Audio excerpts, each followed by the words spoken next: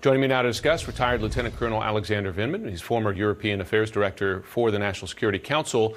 Also, I should note, born in Kyiv, Ukraine himself, before immigrating here, becoming a U.S. citizen and joining the U.S. military. Lieutenant Colonel, good to have you on this morning. I wonder, as you see the U.S. President walk the streets of Kyiv during wartime, air raid signals sounding behind him, what is the significance of this, in your view, to Ukraine?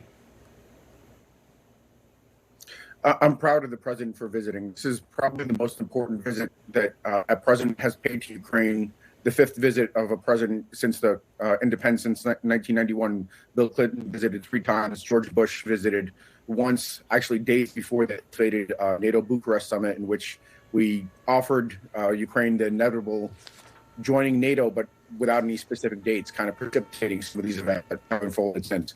This is a very, very important visit. This is a demonstration that the President of the United States is still the leader of the free world, defending democracies against tyranny. And this is a strong signal to Putin, especially that since Putin was informed of this visit ahead of time, that the U.S. will be there. I would almost argue that this probably, several hours that the president was in Kiev were maybe the safest hours in Kiev since the start of this war.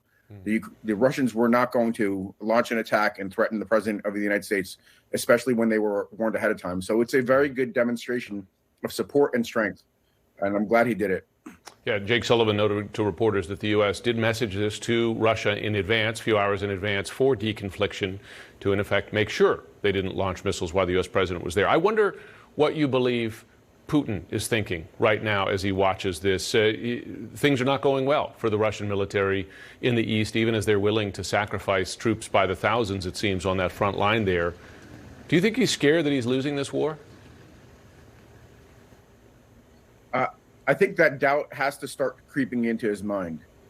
Putin's calculation thus far has been that, the longer he goes, the more he stands the chance of waiting out the West.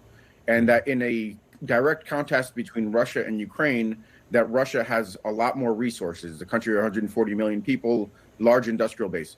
That is not the message he's getting. The message is that the U.S. will be with Ukraine for the long haul.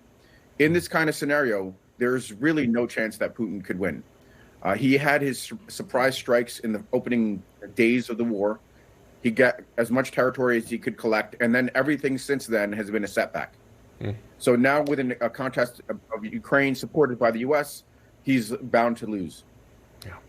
Let me ask you this. Secretary Blinken over the weekend while in Munich said in a number of interviews that the U.S. is now concerned that China is considering sending lethal aid to Russia to help in its war against Ukraine. They have not done so in the first year of the war. This would be a notable change.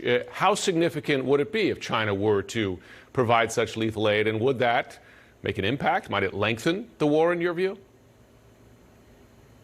Absolutely. I think the fact is that this is going to steadily slide into a proxy war supported by the largest economies in the world. And that could make Ukraine a perpetual land of war with battles ongoing for years. I don't know if China is going to make this step, public step, because then it would make this bilateral relationship between U.S. and China that much more difficult and further isolate China. I think that would be a major change in policy, but it's a risk the longer this war continues. Thank you. Final question for you. You, of course, served in the Trump administration, became a target of the former president. Would President Trump have made this trip to Kyiv to support Ukraine? Oh, absolutely not. President Trump made one trip to, I think, Iraq, and it was in late 2018. He did so kind of on the heels of some other incidents where he had to show some strength and muscularity. There's no chance that Trump would have had the fortitude to travel to a war zone where he risks his own skin. And for that matter, he wouldn't be interested in provoking Putin. He wanted to curry favor with Putin. So, no, it's a pretty far-fetched notion that Trump would have made anything of this sort. As a matter of fact, we probably would have been in a situation where, Trump would be denouncing NATO, a backbone of support to Ukraine. So, fortunately, we have President Biden in the seat and leading. John Bolton has said, Trump's former national security advisor, that Trump in a second term might have pulled the U.S. out of NATO. Lieutenant Colonel Alexander Vindman, we appreciate having you on this morning.